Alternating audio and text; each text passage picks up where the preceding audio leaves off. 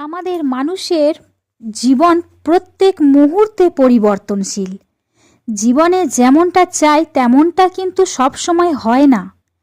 আমরা বন্ধু হারাই, ভালোবাসা হারাই, দিনের শেষে গিয়ে দেখি আমরা নিজেকেও হারিয়ে ফেলেছি।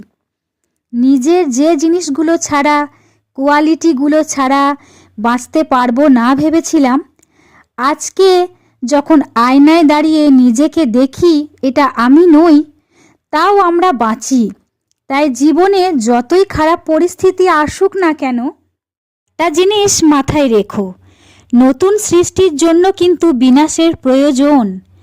তাই অ্যাকসেপ্ট করতে শেখো। যতই খারাপ হোক না কেন, একটা কথা মাথায় রাখতেই হবে, আমরা যেটা চাই সেটা হবে না। আমাদের জন্য যেটা ঠিক, ভগবান সেটাই ঠিক করে দেবেন আমাদের জন্য। তাই অপেক্ষা করো,